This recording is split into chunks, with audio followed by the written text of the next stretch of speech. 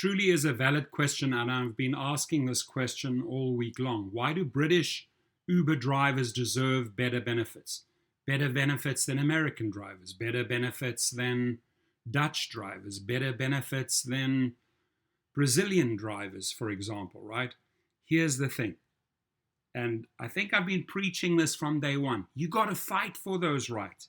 You got to get up and club. If you don't get out there on social media and start the lawsuits and push it all the way up to the Supreme Court like these guys did in the UK, you will never have those deserved benefits that you should all be having, right? So we got to fight for those rights. And the more cities, the more countries that stand up and follow their battle, right? The more Davids that rise up to the Goliath, the more victories you will achieve and celebrate. So gig work doesn't have to be a race to the bottom, folks, right? You got to just take these guys on. Find yourself attorneys. Attorneys love these big cases, right? Say, hey, I've been wronged. I deserve these rights as the British drivers do. Why don't I have them? You know, I'm working over here in Buenos Aires or Colombia or Mexico, right? Or Florida, United States, or Berlin, Germany, or Tokyo, Japan. I don't have those rights. I deserve those rights. So how did these British drivers get there? Now, this is an opinion piece. There you can see the famous double-decker bus. I used to love driving that as a little kid. Some gig workers are more entitled to equality than others. That's one takeaway from a ruling last month by the British Supreme Court, which found that contract Uber drivers must be classified as workers eligible for minimum pay and benefits. That's not the case for Uber drivers in the United States, especially after the passage of California ballot initiative known as Proposition 22. I was a big opponent of Prop 22 precisely because of this. But you know, when you're up against a $208 million advertising machine that's brainwashing and misleading California residents, you're not going to win. You're absolutely not going to win. The amount of misleading TV ads, they pushed it through, right? They bought that vote. Voters agreed with the company that its drivers must remain classified as contractors and are not entitled to full protections that other workers enjoy. The ballot proposal was written by a group of gig companies to exempt themselves from state law that classified their workers as employees. At the heart of Uber's rise is the stance that as a trade-off for flexible schedules, its legion of drivers cannot be granted the benefit of a guaranteed minimum wage, full employer-provided healthcare, expenses paid leave, or unemployment lifeline. Under pressure, Uber has advocated instead a system that keeps them as contractors with a modicum of benefits. When Uber faced threats to its business model in court and from state governments, it argued that it's actually just a digital matchmaker and not the transportation business. So its drivers have remained contractors rather than become employees. Those arguments were as well received as cold tea and soggy biscuits in Britain after the Supreme Court there ruled unanimously last month that the drivers who brought the cases are unequivocally not contractors. Uber drivers, therefore, must be classified as workers, a middle ground classification in Britain between employee and contractor, and be granted a wage floor and certain benefits such as holiday pay and access to a pension plan. There's no direct equivalent to Britain's worker classification in the United States, and employers in Britain are spared direct funding of employee medical benefits thanks to the National Health Service.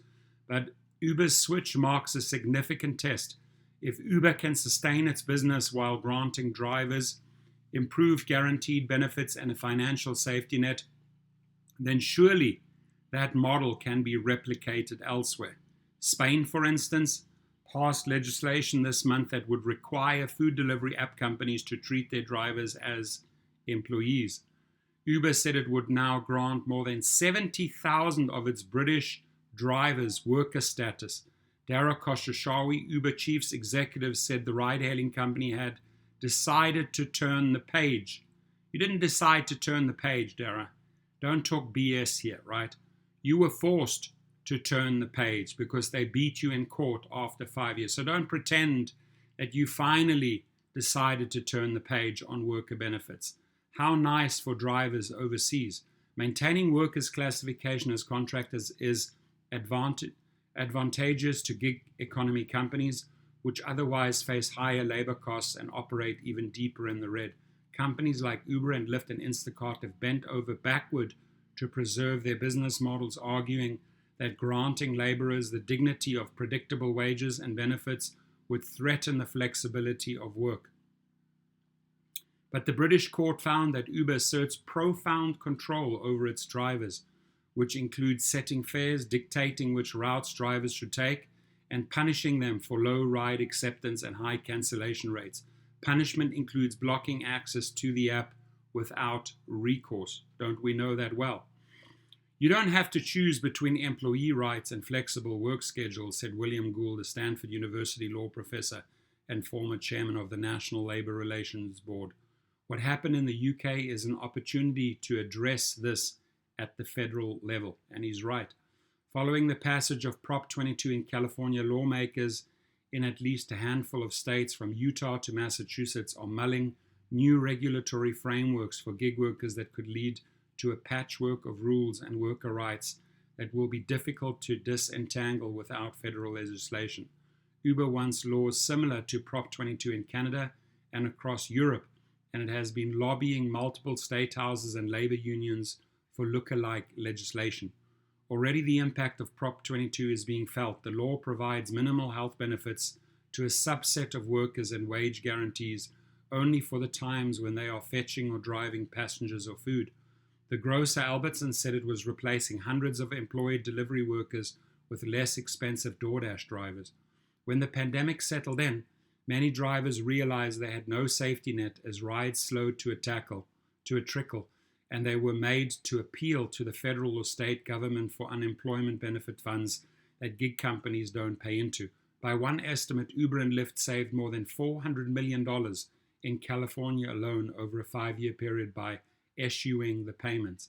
Uber wants Proposition 22's wage structure to apply to Britain too, meaning drivers would be paid for time when they are waiting for a ride. That appears to run afoul of the British court, however, which ruled that wait times should be included. Expanding benefits for all gig workers while protecting their flexibility would look different in different places, said an Uber spokesman. It's not for Uber to define what is right for everywhere.